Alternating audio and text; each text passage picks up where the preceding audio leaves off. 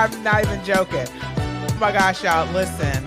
Welcome to the ED podcast. This is Alicia, and I am so excited because I'm sitting here talking to Phyllis Thompson, who is, listen, we literally just met. Like, I'm not even joking. I turned on my computer and we're like, hey, girl, hey. Like, seriously, like, it has been a kiki from the time I started. So I'm really excited about that. But we are sitting here talking about one thing that's not even about what we're going to be talking about. But listen, we're talking, she just brought up the fact that we were talking about like breaking generational curses within our families. And she brought up the fact that, maybe sometimes you need to talk about, confront people about certain things in their lives and hopefully to break those curses. And she brought up the idea of hoarding.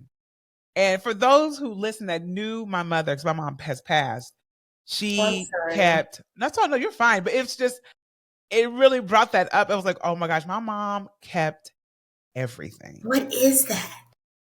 I have a theory. I have a theory about it. Now, I don't know if this is anything similar to maybe what your mother dealt with, but one of the things I've noticed about older Black women is they come from traumatic pasts. Yes. So this is a way to control their lives. Because I was at my mom's the other day, and for whatever reason, she's collecting drink bottles around a water cooler she doesn't need. That's a different topic. So, girl, when I tell you anyway, let me stay on topic. So I said, Mom, what's going on with these drink bottles? What are you doing? She said, I just need to pour them out and throw them away.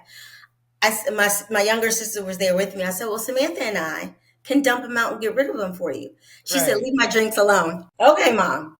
I'm going to pick my battles. I got her to get rid of the cable that day that she does not need. So I'm going to pick my battles. Right. Also too, I know with my mother, just knowing who she also was, the product of the Depression. And so you just never know. That was always the thing. You just never know. You never know I might need this. And so it's just like always. That ketchup for $19.99. Listen, so much so, my mom moved from my childhood home. It was 6 of us. And so we had a pretty big house. She moved from our childhood home into I think she moved into an apartment, that was the whole story. But as my siblings, because I wasn't there when they were going through her stuff, they found hair of my cousin, his first haircut. What? Who probably at that time was in his 40s. Oh my Lord. We do not need that man's hair anymore. Right. We don't need his hair. We don't need the majority of the stuff in this house. How about that part? Right? Like crazy. My goodness. So breaking those generational curses definitely is something that actually my family and I have been working on. And it's been a beautiful experience.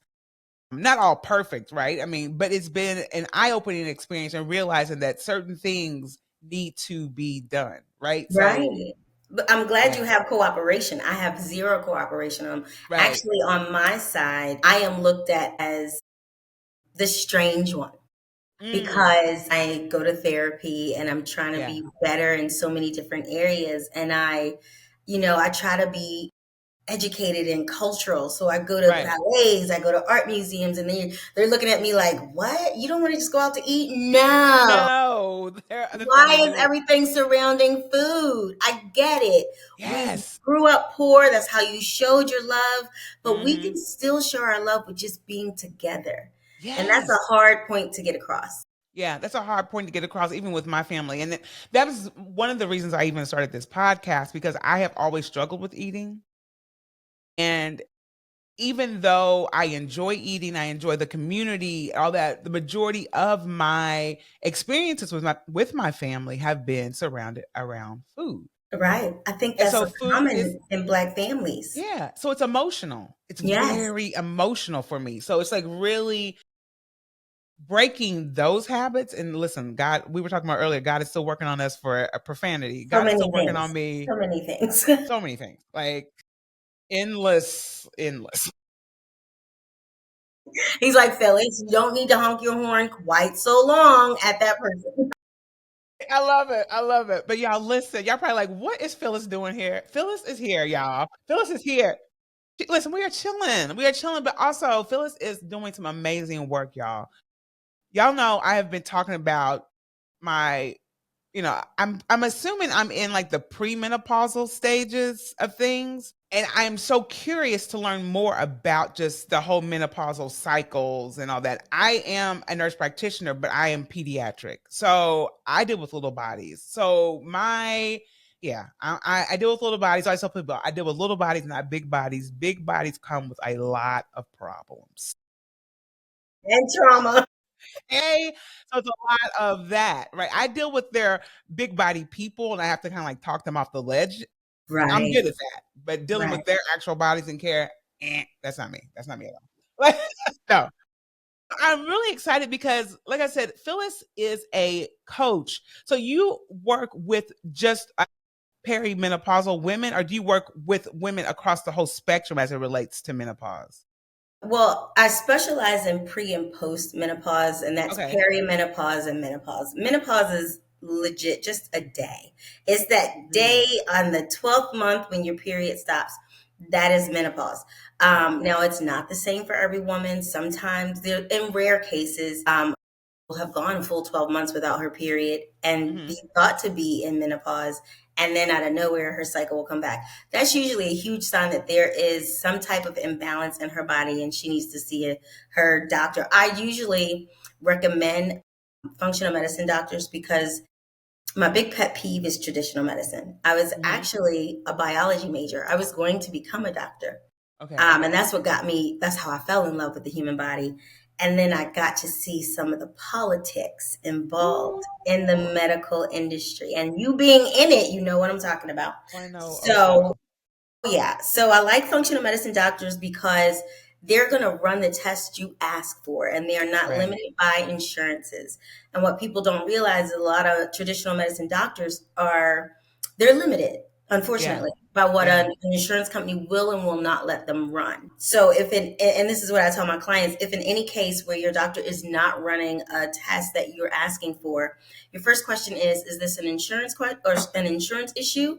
Or is this you refusing to do this? Because there are Mm, some hardcore old school doctors that are just like, it's not this, it's this, and they won't run right. that test. So you need to ask that question. And if it's an insurance issue, call your insurance. If it's Mm-hmm. a doctor issue, get a new doctor. Yeah. You are in control of your body. This is the only body you're going to get on this planet. You stand up for it. And I do my best to empower my clients to do so. I give them the language, the type of test by name that they need to be asking for. And I Mm, basically hold their hands so they don't feel like they're up against this medical industry because a lot of us are intimidated by our doctors. yeah. Yeah. And that is so interesting. Like, thank you so much for pointing that out because I think a lot of people, and I don't know. Now, I do know. I think a lot of people are still in this mindset that medical doctors and people that work in the healthcare industry, like once you have, made that choice to be with that doctor, it's It's you not a can't. marriage. You can break up. Right. Right. Thank you. Thank you. That they are just kind of like sealed, they've sealed the deal and they can't No, have a second opinion. And I'm no. always encouraging people, even people who like I actually don't work in clinical practice anymore because of basically what you just said. Yes. I work in Unfortunately, schools now. medicine isn't even about helping people anymore. No. Unfortunately, it's about the bottom line. Little girl, that was literally about to come out of my mouth. It is about the bottom line. I remember working in the clinics. I left right after the whole Well, I left post COVID. We were getting back into the clinics, but it got so insane as it relates to COVID was an eye productivity. opener, wasn't it?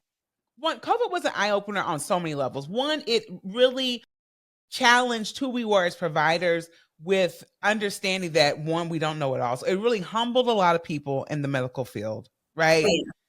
And then two, it also allowed us to see, you know, humanity in a way that a lot of us have rarely seen humanity at their sickest or At their worst. at their worst, right? And and then it's like then we're put to the test. Like then how do you move forward with this? Like how are you going to then provide the care as best as you can and then also take care of yourself too because a lot of providers we're our worst enemies to some degree because we think, oh, I'll be fine, and that really pushed people unfortunately, some people to death, literally, or they have some type of compromised health situation as it stands. Exactly. So yeah, but it was crazy. I left after because it was just so the politics and all of the insanity as it relates to greed was just out of control for me. My gosh. It's So insane. yeah. There was so I'm also a certified personal trainer, and I coached post COVID. I coached at, I probably shouldn't say the company's name. It is a big box gym. Right. And the owner sold it and went and opened a bunch of COVID testing facilities and made millions Yeah. and disappeared. And I was Wow. like, okay. So COVID was a huge moneymaker for our country. Yeah. A lot of people. A lot of people. Yeah. Um, I'll just And leave it at that. it became all about money, but we probably should leave that where it is.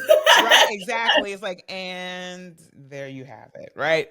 But no, I love the fact that you are sharing this information with your clients because, like I said, I feel like a lot of people feel stuck Right. as it relates to their health, not knowing which questions to ask. I love that you're giving those opportunities for people as well because, like I said, sometimes when you get in that office and the doctor comes in, it's like your brain, and even myself, I'm a provider, and I still sometimes your brain just goes completely blank, and all the things Right. that you wanted to say and whatever, it's And you gone. only get like 7 minutes. Yes. So you're like, because I remember, and I'm aging myself with this statement. I remember, I don't know if it was the 2000s, early 2000s. I could go to my doctor and I'd have a list of questions and she would talk to me and we would Mm-hmm. get down to things. Now you get probably 3 questions max at Right. best. And Right. then they will tell you if you need more, you need to schedule another appointment. Right. And that's just not efficient care in my Right. eyes. Right. Right. And so when those things happen as a coach, like how does that then play into the part of like you kind of like stepping in to like provide as much help as possible, even, Right. you know what I'm saying, in the midst of knowing this type of stuff? So, well, let me back up a little bit because there's so many things I wanted to say right there. So you know how you All got right. so many things you want to say, Yeah. and you're like, okay, what I do I hear say you. first? Given that I have a biology background, I Right. already knew a lot about how the body functioned. And Yeah. then when I started dealing with perimenopause myself, this started in my mid 30s, which most women Okay. don't realize. It can start as early as 35. It can start Mm. 10 years before you actually go into menopause. Right. So when that happened, I enrolled in the Integrative Institute of Nutrition, which is the only hormone nutrition course on the market created by functional medicine doctors. So I'm Wow. trained to understand certain symptoms and know what to look for, and I'll have an idea of what it may be. So I'll use a client, for example. I had a client, Teo, who lives in the UK. Mhm. If you think the medical industry is bad here in the US, you have Wow. not seen anything. It takes Wow. months for her to see a doctor. Wow. So she was presenting with what I thought was Hashimoto's just for my training. But because I am not an MD, I cannot say you have Right. Hashimoto's. What I'm allowed to say is, this is what I think is happening with you. That's how you're presenting. Go to your doctor and ask for these specific tests. Now, that's broad thyroid testing. Most Right. doctors only want to test for T3 or Right. TSH. Eh, And you're like, well, that's not sufficient. So I had to tell her specifically what tests to ask for, what Right. markers we should be looking for, and then the language to even get to see the endocrine specialist. They were not going to refer her to the endocrine specialist.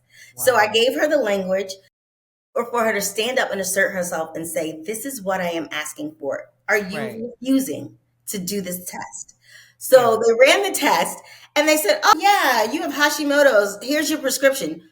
Hold on. We just got you to confirm the diagnosis and you already Right. want to write a prescription. So she said, I thank you for the diagnosis, but I think I'm going to try to go the natural route. And I just addressed those symptoms that way. So part of my process is a 5-step, and it's how Mhm. they present. We replenish and we start with nutrition. That's Yeah. the first line of defense is your nutrition. Then we move into Yeah. supplements if it's necessary. Right. Wow. I think it's so, and before, I think even before I hit record, I was just saying to Phyllis, like, I think so many people are not realizing or are starting to realize that their diet affects so many things as it relates to their health, Oh my particularly gosh. things like in these different stages of menopause. And so like for people who are maybe like in these stages of menopause right now are probably like, well, what are some things that I should be looking out for as it relates to, I mean, and maybe they don't even know they're in menopause. Let me just say that. They may Like not. they may Well, not once they know. get to menopause, they know. They Right. But like they figured it out by then. right. It's in perimenopause, your state you're Menopause, currently right. in, when a woman is like, I don't know what's going on with me. I'm not Right. sleeping. I'm moody. I'm irritable. I can't focus. And they have no clue. It used to be that a lot of women would go to the doctor thinking that they were losing their minds. And the Mm, first prescription they want to give you is antidepressant. right. I'm like, why? She's not crazy. Not that that means you're crazy. She's not depressed. That's the right wording. Right. That's the right wording. And they'll try to give them mood stabilizers and things like that. Right. But it really can come down to your nutrition. And to speak further on that point, it's not just perimenopause and menopause. It's so many things that ail the body. There's Right. I can't even think of the word right now. My brain just went blank. But like fibromyalgia is even Yeah. one of those issues that can be controlled by nutrition. My mother Mm, complains about pain all the time, but she eats so much sugar. So I said to her one day, she was complaining about her pain again, and I said, "Mom, well, maybe cut down on your sugar." She's like, "Well, I'm not going to give up my sugar." And me being blunt, well, stop telling me about your pain. She didn't stop. Girl, she ain't talked to me for 2 weeks. she's like, and we're done. Yes. Autoimmune was the word I was looking for. Mm, Autoimmune issues as well can be yeah. narrowed down to nutrition. There's actual studies that is narrowed Yeah. down to our nutrition. So what I like to tell people, and I reference this in my book, is Hippocrates from so many years ago. Let food be thy medicine, because it legit can be. Right.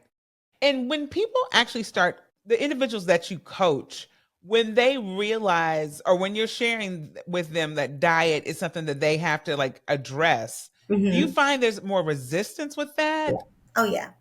Well, Okay. because think about it, and this goes across cultures actually, Yeah. is how we gather and show love. Even in Right. the Bible, they gathered and they ate around, they ate and they. There's a scripture, I can't think of the actual scripture, but not verbatim, but I'm paraphrasing. He's like, and you tasted it, and it was good, and God is good. Like we've Right. always, from the beginning of time, surrounded ourselves with food in good times and bad times.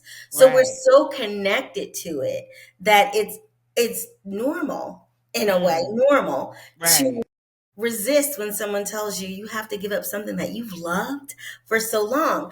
But the Mm, reality is, you don't have to give it up completely. There's a healthier way to have the things you enjoy right. until you're ready to let it go. I mean, Right. I grew up in Philly. I was a Pepsi, tasty cake, cheesesteak girl. And I don't eat any of that now. I will occasionally, and every Right. single time I do, I get sick. Yep. Right. You know what's interesting? Like, because you brought up the whole autoimmune thing. I have multiple sclerosis, and I went vegan, and it That's why your actually, skin look like that. It's glowing.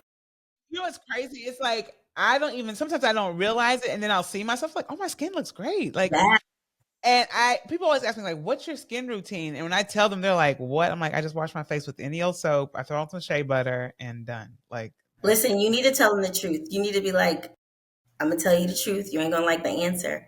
I eat in a way that yeah, supports the way the skin looks. And it's they're gonna true. roll their eyes at you and look for the next cream on the shelf. Watch. Right? They'll be like, okay, Miss Goody Two Shoes, whatever. Right. And I don't know why people do that to us. I get the Right. same reaction, like, oh, you're perfect. I'm not I'm perfect. not perfect. No. Once you feel, let me say it a different way. Once you experience what it Mm, feels like to feel good, yeah. there's nothing on that plate that's going to be so good that's going to Right. replace the way we feel. Exactly. And I love the fact that you said, you still have your moments when you eat these things. Absolutely, I'm Same with human. me. Same with me. And I always stress that to people. It's like, listen, as we were saying earlier, God is still working on my sugar. Seriously. So much so that I'm like, okay, Alicia, we have got to like get it together. But I eat lots of fruits and vegetables. So it kind of Right.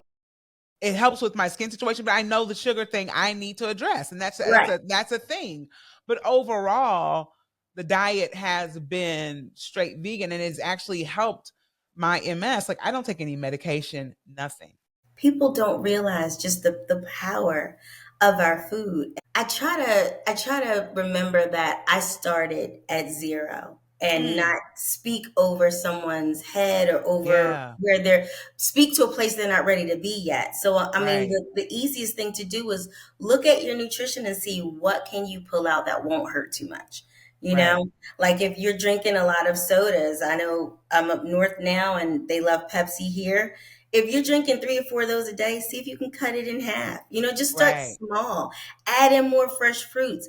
There are so many ways to skin a cat, for lack of a better phrase, Right. Yeah. that will ease you into it. And I'm telling you, once you start to feel different, you're just like, I don't understand what I've been doing all these years. Right. It's so true. And it's like, I will say that once I started feeling better, I was like, oh my gosh, I really was feeling like crap. Right. It was my normal. It was just my normal. And that's everyone's natural set point. So they're like, well, how much?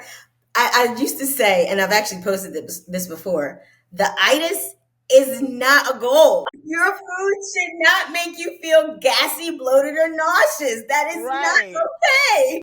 Right. And ready to just fall completely out because your blood sugar It's levels not are all over the okay. place. It's insanity. But to be real, I mean, we all eat, we all indulge. I don't Yeah. care how clean and healthy someone is, they have Yeah. their indulgences. We Yep. just do it in moderation. And some of our indulgences change. Yes. Like an indulgence for me might be having a Chick-fil-A Cobb salad, because I don't Right. generally eat that. Right. Right. Right. Right. And thing is, I love this. I love the fact that we can be real about that because I think Yes. sometimes some people are like they veer away from it because it's like, oh my gosh, I have to change everything. No, not all at And once anyway. No one does it that way. right, Not right, sustainably anyway. right. And so like, how did you get into this whole coaching world when it comes to like working with perimenopausal or just people that are going through menopause? Like, where did this Right. all start? So again, I started struggling with perimenopause at 35. And I Uh-huh. didn't know what it was at the time. And a little bit about my background. I was a very heavy drinker. I Uh-huh. am 11 years sober. I was an Oh, alcoholic. congratulations. Thank you. And I was drinking my weight in alcohol, basically, Right. not sleeping, angry, sweating profusely. And I was selling real estate back then. And I remember I went to Mm, go show a house and I don't even know why I was sweating bullets the way I was sweating.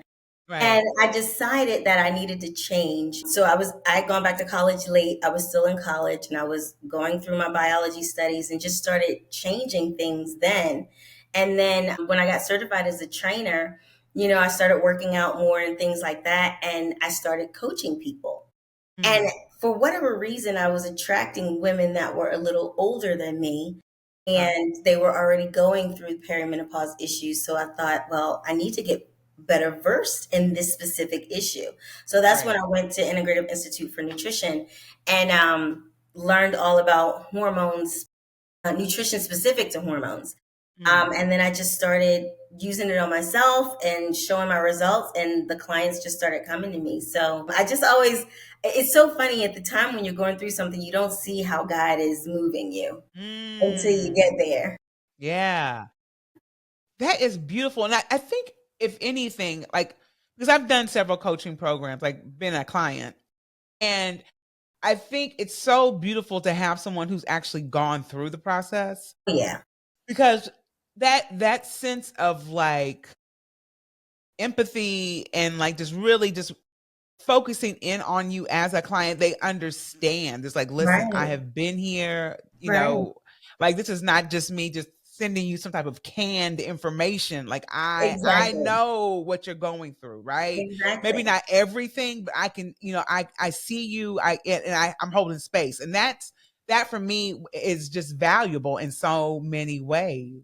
I think so too. And I think, and I've had clients actually say that is what attracted them to me was that I was real and I was going through it as well. And in the beginning of my practicing coaching, before I even focused on hormones, I would take myself through the program with my clients so that they felt, so they had that community feel. And that's just, well, I started as a Beachbody coach. So, you know, in Okay. the MLM space, they teach you to do it that way, which actually works out because clients want to feel like you're connected to them and they're connected to Yeah. you. And I feel like that's what's lost in the broader space now. One of my pet peeves is that now that celebrities are talking about perimenopause and menopause, all these pharmaceutical companies are popping up with all these things. And I'm like, now we want to pay attention. Right, right, right.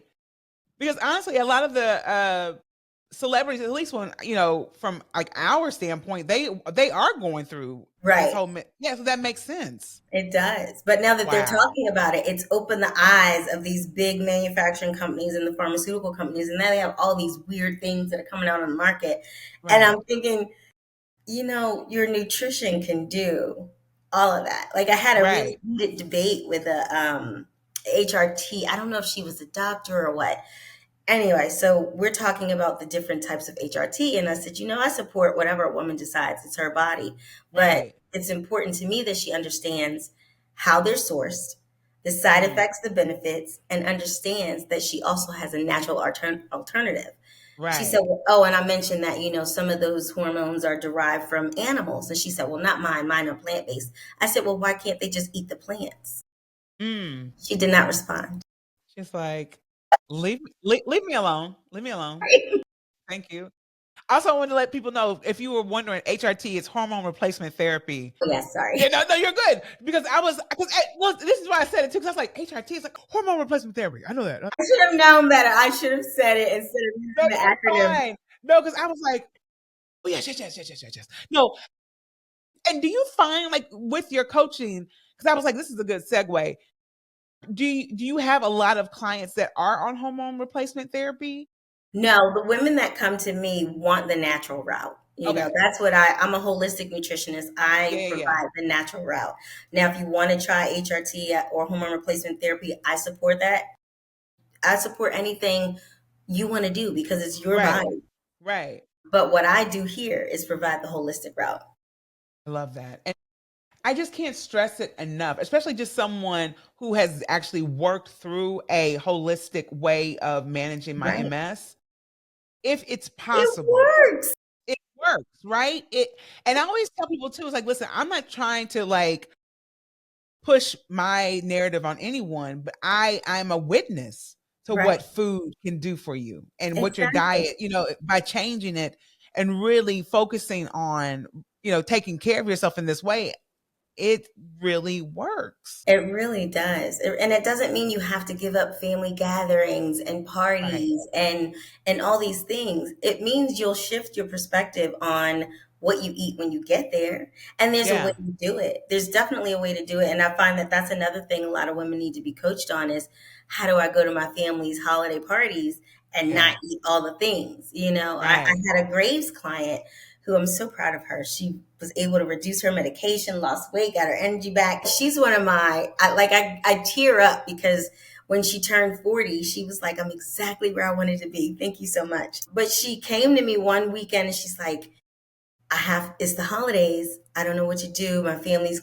I said, take a dish that you know you can eat and Mhm. just decide what you're going to have that's there because you know how one of the things they learn is how the food they usually eat affects their bodies. So Yeah. she knew what it was going to do if she ate gluten. Gluten was her worst offender for that young Okay. lady. Right. So she was like, I just don't want to eat that, don't want to eat that. I said, you can tell them. They know you have Graves. You can tell them it's Yeah. going to make me sick. I'm going to have this and this, and I brought this if you want to try it. Make enough for everybody. But be Right. honest. Say it's going to make Right. me sick. And if you feel like you need to lie and say it's going to make me sick, then say it. Right. Right. And it's so important to be that empowered as it relates to you going to family gatherings. And I get that anxiety because when I went vegan, that was one of my main things. I mean, basically, You I'm from can't eat Southern anything at anybody's right. house. Right. And my family, we're from Southern Indiana, but it's basically the South. Like, let's just be Right. serious. And Everything so, is cooked in pork fat. the crazy part is I grew up at Seventh Day Adventist, so we didn't cook in pork. Oh, okay. It was still everything is like fried, everything's rich, and because it's still that, but just minus the pork, Yes, right? yes, So it's like going home and like trying to fit in. But what I found was, like you said, bringing your dish, this, that, and the other, and and the more things that my family did try, they right. were excited for holidays. Like, oh, Alicia, Yes, what's Alicia going to bring this time? exactly. So it can really turn out in a way where everybody benefits. You know? Exactly. Especially if you bring enough for everybody and you tell them, oh, this is one of my favorites. It's really delicious. Try it. And you don't have to tell them that it's on your special plan. You can just say, this is what I brought. Right. That's it. That's it. And that would free up so much anxiety, because I get it, because you create all the scenarios in your head, what's going to happen, who's going to say what, and then it completely either deters you from not going, or you just Exactly. don't enjoy the whole experience altogether. And it could be a completely different experience if we reshape the way we approach it, right? Yeah. And I had another client who that was her issue, family gatherings. They got together every Friday night. And I said, well, you're there for the family, right? Right. Focus on the people, not the plate. Don't sit at the table. Have Right. your one meal and make your rounds. For Right. like Thanksgiving, make your rounds, eat your food, primarily fill it out with protein and veggies. You can still have a little mac and cheese, little sweet potatoes, and all those things. And then go Right. find your favorite niece and nephew and go challenge them to a foot race. You're there for the people. You're right Right. there for the people. Enjoy the Right. people. Focus on the people, not the plate. I love that slogan. Focus on the people, not the plate. I love that. And I Yes. think that, I didn't even know how I came up with that one. listen, I thought that was like a slogan of yours. It's like, I love this. Focus on the people.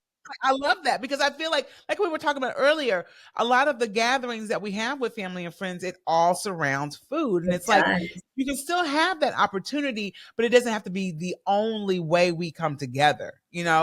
Focus on the people, not the plate. I love I that. changed that for my own family too. So Yeah. I moved to Georgia. I grew up in Philadelphia, met my Okay. husband, moved to Georgia. So my big family is up north. I'm up north now, but anyway, when Right. I lived in the South, I didn't have my big family there. So there'd be Right. holidays like July 4th, where it was just the six of us. So I Uh-huh. said, well, you know what? Instead of us grilling and eating a bunch of greasy stuff and all these things, why don't we go whitewater rafting? And that's what we did one year. We had a ball. We had such a great time. So it became a tradition that we weren't going to grill out. We were going to go do something fun. And then if we decided to stop somewhere for dinner after, fine. If not, we could come home and throw some stuff on the grill. But Right. that became our thing. Let's go out. That is so innovative. And I know that it is, because it's particularly for Black families, I would say. Yeah, Like, you know, it's all about who's cooking, right. who's gonna be there. Right. Because I don't want to come if she going to be there. If she's gonna be there, I'll see y'all next time. Like, right, let's be serious. Exactly. But Exactly. no, I love that. I love that that is an opportunity. It Because I is. know for my family, at least, like, it was all about, like, food. What was the equivalent to riches? Like, you had money, right? If you could provide, an abundance of food, that means that you were doing really well for yourself. You know what I'm saying? And That's so funny. Oh, goodness. So if huh? you were providing like a big feast, that was equivalent to you got a good life. Yeah. Oh, Okay. yeah. Oh, yeah. I mean, seriously. And that was a thing with a lot of families back home where I'm from. Like, you got a lot of food. Like literally, like, okay, here, it's But see, on. Like, think okay, about where here. that came from. And that's what one of the things I've had to reconcile with in my middle age is realizing where our families came from. Yeah. Like all these things that they celebrate now is rooted in something they experienced in childhood. So maybe they came from where they didn't have a lot of food. They Yeah. couldn't provide a lot of big Right. meals like that. So that symbolizes that you've made it. You're successful now. Yeah. For my family, it's cars. It's like, what kind of car you drive? I said, I you know love what? it. Cars don't impress me. Have you been Right. out the country? That Yes. impresses me. Yes.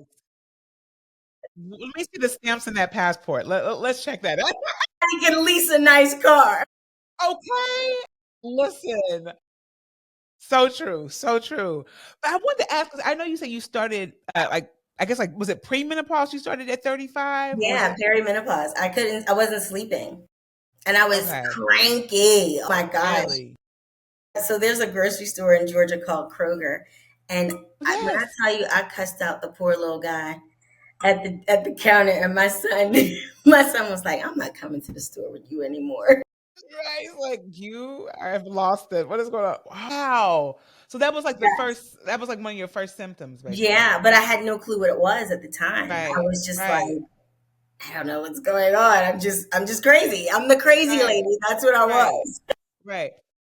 And then I'm also wondering too, like, do you see, like, in the work that you do, like, an earlier onset for Black women, or is it kind of, does it vary across the It board? really varies, and often it can be related to the way they've eaten their whole lives. Like, Oh, often, okay. a lot of women who have celiac and don't know it, they will start having symptoms pretty early on because it's triggered by what they're eating.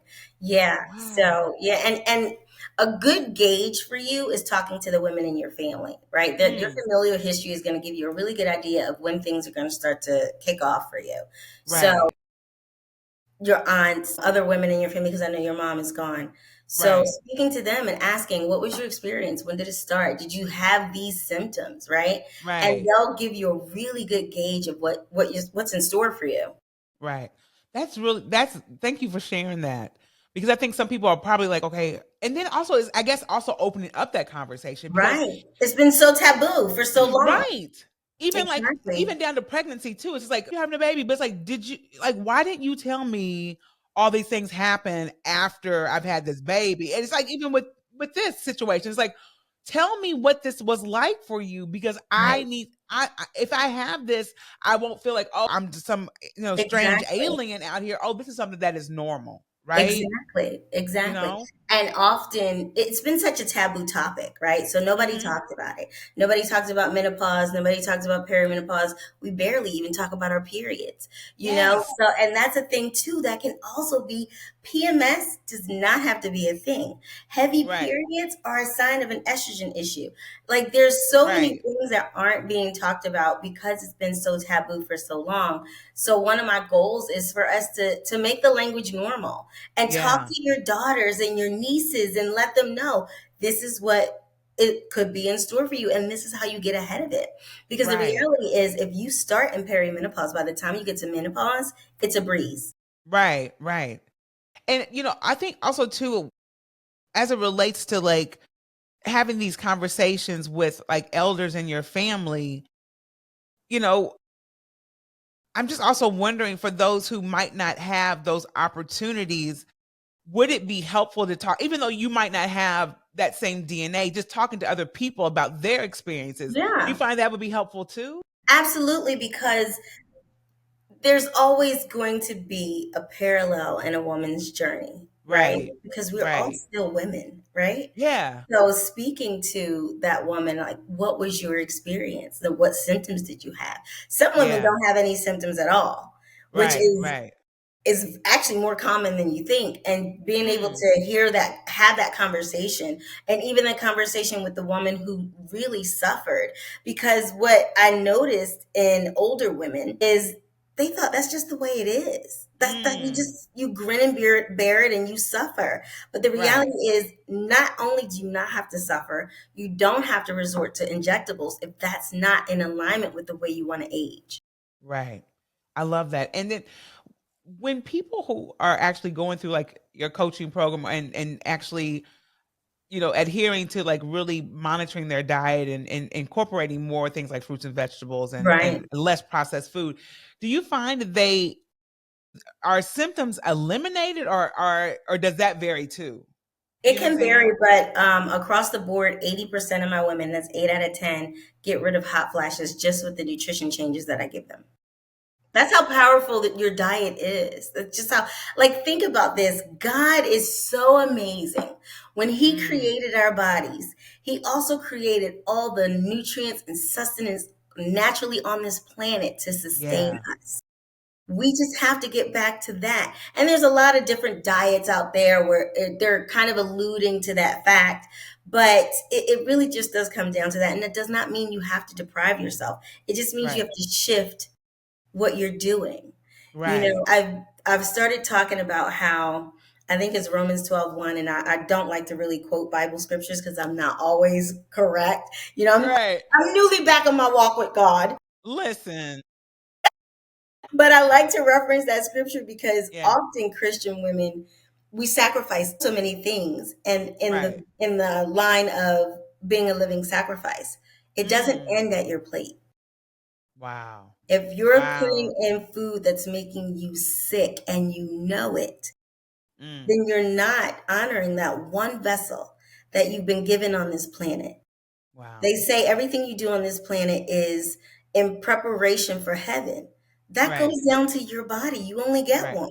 Right. Right. Right.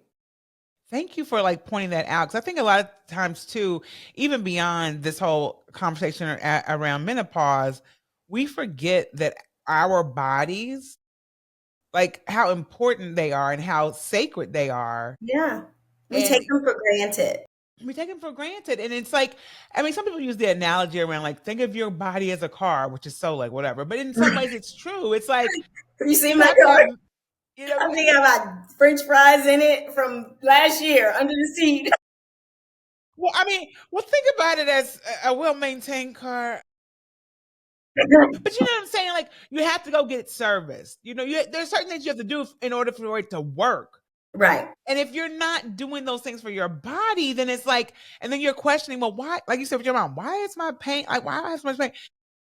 Remove the sugar, like not so much remove it Exactly. completely, but like monitor and like really Yes. modify these things, and you could be at a better Right. She would feel performance. so much better if she just cut back on just half of what Right. she eats.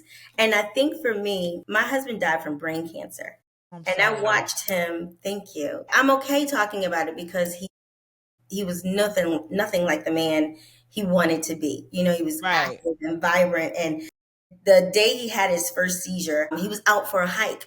But I bring him up to say, watching someone go from healthy and vibrant and their body deteriorate, and Right. they're no longer themselves. And there are things that I've studied in my biology studies and even in my nutrition studies that lead me to believe, and there's some science out there that talk about nutrition and cancers, right? Mm. Now, he may not have been able to avoid this brain tumor, but there's science to the effect that his lifestyle could have contributed to it, right? Okay. Yeah. He was a very, very heavy drinker, very heavy Mm. drinker. Okay. So, things like that can help cancers grow.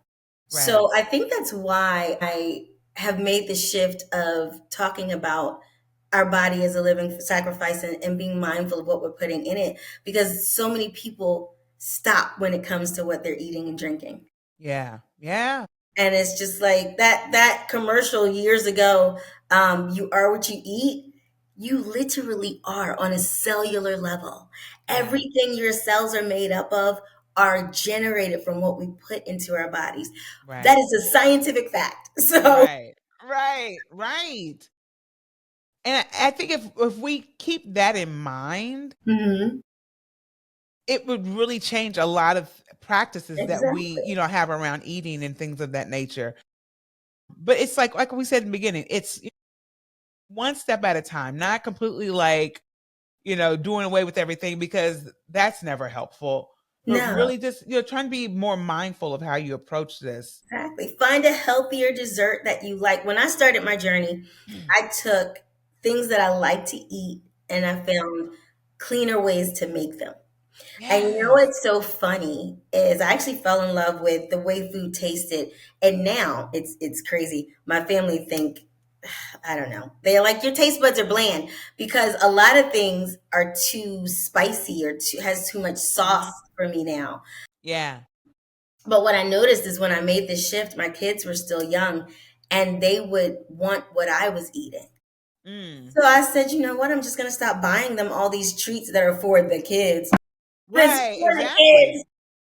Yep. I'm eating the oatmeal cream pies, but it's for the kids. Right. So I just stopped buying all the things that they used to like, and I just Right. started making healthier versions. Like an ice cream sandwich recipe I liked was graham crackers with Cool Whip in the middle, and you Yes. freeze it for 4 hours, and it's a healthier ice cream sandwich. Right.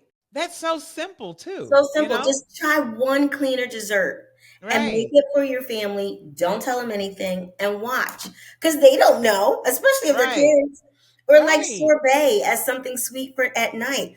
Get you some watermelon, freeze it. Once it's Mm. frozen long enough, put it in your food processor. You have watermelon sorbet. See, it's just little things like that. Yeah. That one are they're probably it's cheaper too because when Yeah. you think there's it's so many benefits to that.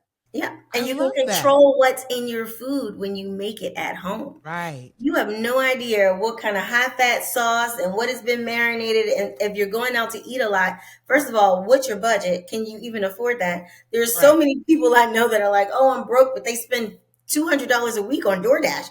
Right. You're not broke. Right. We're just allocating money in the wrong places. Exactly. I This is crazy. I love that. I love that it's just little tweaks that really can make huge differences in Exactly. our lives. I You love that. start a little at a time. Like the holistic journey for me wasn't one day, now I'm holistic. No, I started Right. changing things slowly over Right. years. And I'm to the Right. point now where, like, even the things I put on my body, like, if you Right. run out of a face wash, look for one that doesn't have the parabens and all that stuff in it. Because a lot of this is another thing women miss. Some of what ails you could be what you're putting on your body. Yes. There's Yes. so many toxins in our environment and in the things we put on our bodies. And there's research linking a lot of these things to thyroid disorders, which most women don't even know they have. Wow. Oh my gosh. First of all, Phyllis, I can literally talk to you all day. I'm not joking because like you have so much information. I'm just like, this is amazing. And I think more people need to be aware of these things. Exactly. Like seriously, I'm like, oh my gosh, there's so many other things I want to ask, but like I know we have to We can go. do another one. We will. Yes. Listen, we can do one about the aging parents because listen, that's a Oh my whole gosh. journey That's in a whole itself. journey. Listen, Listen, my mother. do we have time for a quick story about that? Yes, I love it. Please Okay. go. So the reason I even moved back up here is Uh, because my mom probably won't hear your podcast, so it'll be okay. She doesn't listen to podcasts. right. So they were going to Aldi's. My dad is in his late 80s. He's a black man who finally has a Cadillac. Didn't have a Cadillac his whole life. Listen, He he is raised seven living. kids. He couldn't afford it. Right. Finally has his Cadillac. So they go to Aldi's. He puts the car in what he thinks is park. It's not in park, it's in reverse. My mom gets out. He's getting out. So the car starts to roll backwards. The door knocks her down. She grabs hold of the door, screams for him. Now he's fully out of the car, but the car is still in reverse. The car drags her across the Aldi's parking lot. This is not funny, but we've been laughing now because this was over a month ago. Right. Her wig come off. Her shoes come off. God bless. God bless. No. And my mom is like 4'10", okay? So she's screaming for a young girl that was nearby to jump in the car and stop the car. So she gets in, she stops the car. She's like, of all the things, I need my hair. So I said, Mom, why didn't you let go? She said, well, I was afraid if I let go that the car would run me over. Yeah. So of Okay. course my mom calls my sister. At the time, my sister right under me is the only one that lives close enough. I live in Right. Georgia, 800 miles away. Right. My sister gets there. My dad's mad. He's angry that she was even called. And he says to my sister, well, you know, your mom it's easy to scare her. She overreacts. And my sister said, well, Dad, that would have scared anybody. I mean, being dragged in reverse. Insanity. So I hop Right. on the next flight. I get here. My intention is to do what they won't do and tell him he has to give up his keys. We get them to my sister's for dinner. the first thing they say is, we are not going in a nursing home. I was like, nobody said that was the conversation. So, but this was over a month ago. I've moved up here to help with their care and take them to their appointments, but he still has not given up his car. And let me tell you something. It took a long time for my mother to finally give up her keys. I don't know how we're going to have to go around him. It's a thing. Eventually, I can't remember the exact situation, but she eventually did give up her keys. But I remember one time she sideswiped a car. Mm-hmm. And my older sister was talking to her about it. She was like, "So I see that you clearly sideswiped that car, Mom." "Oh no, I didn't. No, I didn't." There's yellow paint. My mom's car was major denial. And there's yellow paint. My mom's car was silver. There was yellow paint on the side of the car, and my sister's like, "There's yellow paint from the car." Oh, that's been there. It was already there. It's been there. Right, exactly. And so my sister was like, I had to give up. I had to give up even trying to, go down that road with her. But yeah, it takes patience. I bet it does. And I think also too, they don't want to give up their independence. Right. So and that's it's like, part of it. I hope I will be able to let my ego, set aside and give it up. But knowing how independent I am and knowing how independent my mom was, I'm pretty sure your parents as well. Yeah. It's like I'm losing all the things that allow me to be me. And that's what they're saying, especially my father. He's like, I don't like getting old and I'm not giving up my car. Like he doesn't want to give up what he has left. Yeah. And my mom will still have him take her to the store. I said, Mom, is whatever you need from Aldi's that important? I can have your groceries delivered.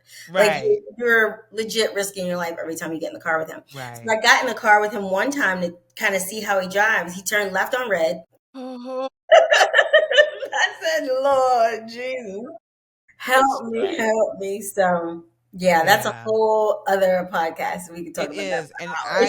And I would love to just even talk about that because trust me, I completely understand. My mom passed when she was 81. And yeah, she stopped driving, I think maybe around 70-ish, the late 70s, she stopped driving, but yeah, it was not easy. And my dad is 85. He's still bless him. driving. I love it. And he's bent over, and I just was like, Daddy, he needs a walker, but he refuses to get one. We've offered to order it and pay for it. He would rather get the cart in the grocery store. He says, this helps me. I'll lean on this. I said, Daddy, you need a walker. No, I am not getting that. And his gruffy black man voice, no. I love it. No. I love it. Oh my gosh. Sending love to your parents, seriously, because I hear you. I completely. They have appointments tomorrow, and they love to make me stop at stores because I pay for things. Listen, that my sister said you have to stop doing that. Listen, that was my mother's claim to fame. Like, if you knew my mother, if people who knew her, they'd be like, listen, if there was one thing Leona was going to do, she was going to get to her stores, and if you wasn't going to take her, she was going to call somebody. She's going to find a way. Always. There was never an issue with her getting there. It was just, are you going to be the one? Okay. You put her picture next to if a will find a way was a person. Leona Christian was definitely, she was the epitome. If there's a will, there's a way. Seriously. Oh my gosh. Phyllis, before we go, can you let people know where they can find you? Absolutely. Any websites, social media? Yeah, take it away. Yes. So my book actually takes you through basically everything that I teach. But you can find me on Facebook under Phyllis Hannah Thompson. My website is hackyourhormonesforweightloss.com. That's what I do. I teach people how to hack their hormones for weight loss or longevity or just to feel good in your own skin again. Yes. The holistic natural route. Injectables serve a purpose, but you do have an alternative that's healthier and natural. I love that. And I will share this information in the show notes. I cannot wait to have you back on the podcast. I'm so excited. This was so much fun. It flew by. I wasn't nervous at all. I know. That's what, listen, y'all, because when we were corresponding, she was like, oh my gosh, I'm so nervous. Like, no, don't be nervous. We're going to have fun. It's going to be great. Don't You even just worry make about it. you're very inviting. You help a person let their guard down and just be like, I'm just gonna be me. We're gonna flow. Yeah, and that's what I hope to do just Yeah, in life in general. Just let's just flow, let's just have fun, let's learn some stuff, all the things. exactly. I, Exactly. I love it. Well, Oh my thank you gosh. so much for having me. I had a blast. You've got me wanting to do my own podcast now. Listen, I already told you. Hit me up. We can make this happen. Absolutely. We will schedule a time because Yes. I'm a talker. I'm a Li- talker. I am, trust me, so am I. Or Literally. just throwing this out there for your audience, we could collab and just start doing a couple together. I love that. Listen, Pick a topic. Let's chat. let's chat. Phyllis, I need this. Seriously, let's do this. I'm not joking. I'm I'm dead serious. serious. I'm dead Let's make this serious. happen. Let's make this happen for Absolutely. real. Oh my I'm gosh. excited. Oh, this I is kind of good. want to cry. I feel like it's a God moment. No, listen, this is definitely, yes, because we'll talk after. Listen, y'all, this has been amazing. And Phyllis is going to be back, obviously, y'all. Let's be serious. Yeah. So thank you so much again, Phyllis, for coming on the Thank Enemy you for having me. It podcast. was a blast. Good. I'm so glad. And y'all, thank you for listening to this week's episode of the Enemy podcast. I will see y'all next week. Thank you so much. This was amazing. Thank you. Yay.